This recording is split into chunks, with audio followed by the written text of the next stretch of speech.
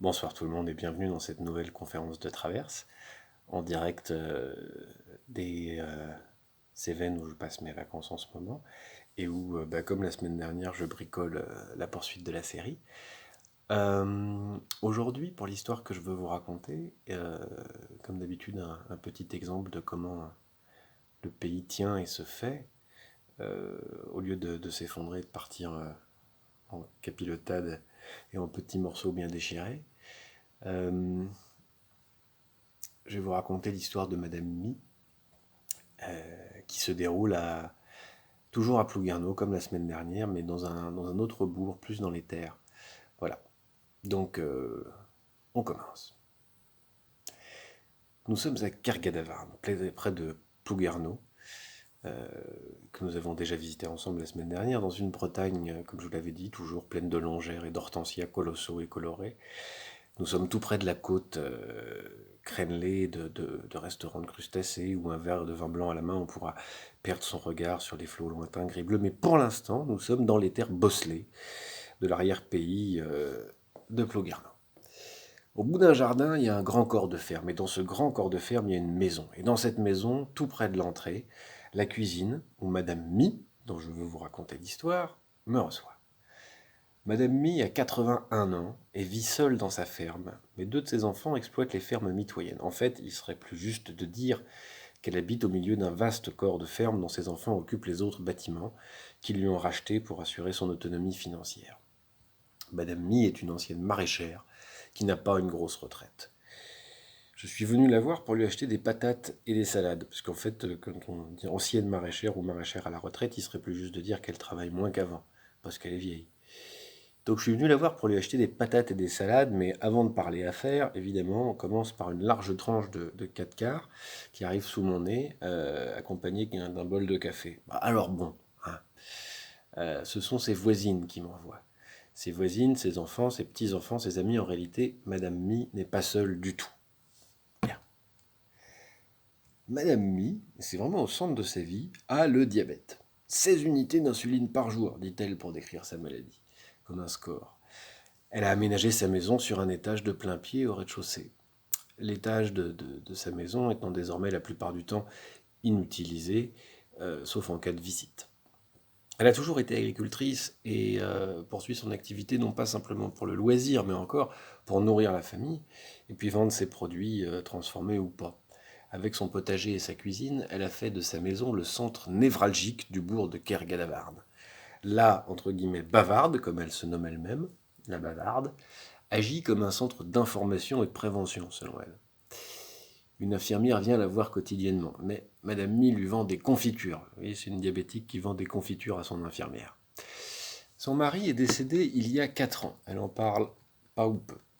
Elle conduit sa voiture, mais en fait, elle ne conduit sa voiture, tiens, comme la dame dont on parlait la semaine dernière, euh, que pour aller au marché. En fait, elle ne va pas trop loin, c'est-à-dire jusqu'en ville, par un chemin qu'elle connaît par cœur, pas au-delà, parce qu'il y a trop de ronds-points, ça pousse comme des champignons, dit-elle. Mais c'est suffisant, puisqu'en ville, il y a le marché, et qu'au marché, elle peut vendre ses produits, issus de son petit maraîchage. Euh, Toutefois, en fait, elle vend aussi ses produits chez elle, hein. Dans le bourg de Kergadevarn, elle vend ses salades, ses patates, ses potimarrons, ses navets, ses radis, ses haricots, etc., à des clients et voisins qui viennent à son domicile. En fait, on ne peut pas vraiment dire, comme je vous disais tout à l'heure, que Madame Mi est à la retraite. Elle travaille moins qu'avant. Elle travaille un peu plus à son rythme. Bien. Elle vit à Kergadavarn, dans la ferme où elle est née. Petite pause à l'instant, vous remarquerez que les 2 derniers entretiens que j'ai faits à Kergadavarn se déroulent dans les bâtiments où les personnes sont nées, bien qu'il s'agisse de personnes très âgées.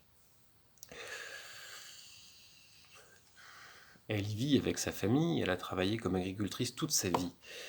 Elle poursuit cette activité à petite échelle. Elle cultive son potager, ce qui lui permet de nourrir la famille, enfants, 2 fils, petits-enfants, et moins souvent à ses 2 filles, qui habitent plus loin, mais qu'elle va visiter avec ses produits. La nuit, si elle en a besoin, les membres de sa famille peuvent lui apporter de l'aide. Elle mesure elle-même le niveau de sucre dans son sang 3 fois par jour, le matin à 6 heures, le midi et le soir. Je me pique tout le temps, je me pique tout le temps. D'ailleurs, ce matin, j'étais trop haut, ce midi trop haut, je me pique tout le temps, me répète-t-elle. Elle n'est pas particulièrement inquiète ou débordée par ce flux permanent d'informations, mais elle semble un peu accablée par cette maladie qui se manifeste sans cesse par des chiffres, des vertiges, des jambes flageolantes. Elle semble toutefois parfaitement habituée aux évolutions de son diabète et semble capable de réagir à sa manière, notamment en modifiant son alimentation, en prenant des moments de repos avant de repartir à ses tâches. Paradoxalement, c'est pour pallier à ces désordres causés par le diabète et non pour prévenir un trouble de mémoire qu'elle a mis en place un système de liste de tâches à réaliser dans la journée. En fait, il lui est complètement insupportable que sa maladie vienne bouleverser son quotidien, et donc elle l'organise comme symétriquement opposée à la maladie. Elle passe son temps dans le sucre, elle passe son temps dans les confitures, dans les confiseries, dans la nourriture, et beaucoup plus que dans le soin. En fait, c'est son soin, c'est le soin qu'elle se prodigue elle-même, mais vous allez voir, ça va plus loin que ça. Ah, voilà. Donc j'ai écrit tout simplement: les interruptions dues à l'évolution de son diabète ne doivent pas troubler l'enchaînement des tâches au jardin ou dans la maison. Elles imposent simplement des pauses. C'est une femme qui résiste tout azimut à son diabète et qui le défie en cuisinant ou cultivant constamment. Elle a un peu changé son potager depuis le diabète, mais elle fait quand même des potimarrons pour ses petits-enfants. Les carottes, elle a arrêté, même si elle a le droit d'en manger râpé, mais pas trop parce que c'est sucré les carottes.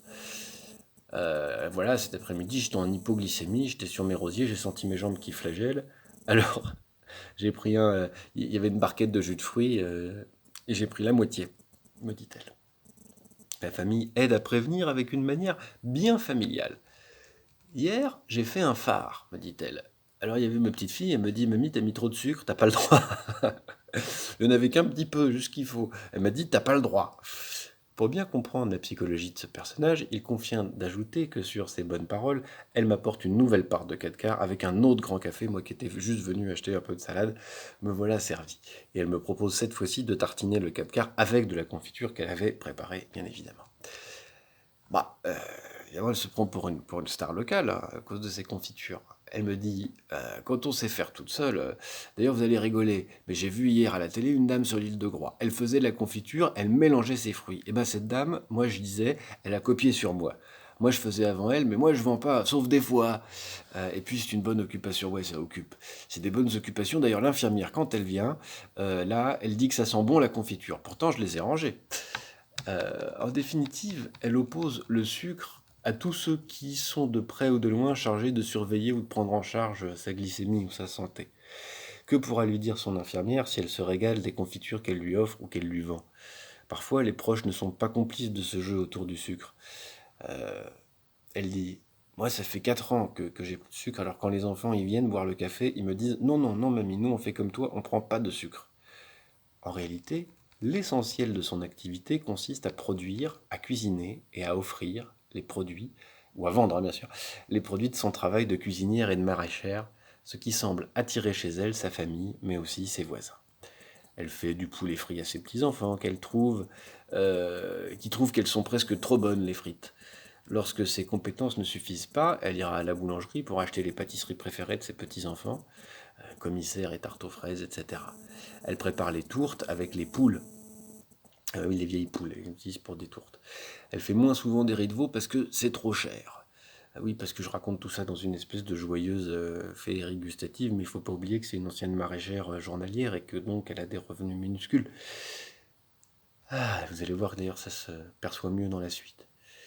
Elle fait moins souvent des rideaux peints. Elle passera 10 minutes à parler des bouchées à la reine dont elle a fait une de ses spécialités. Autrement, les vieilles poules. Il y en a qui les jettent, surtout si elles mangent les œufs. Elle prépare des tourtes avec. Mais elle sait les préparer. Voilà.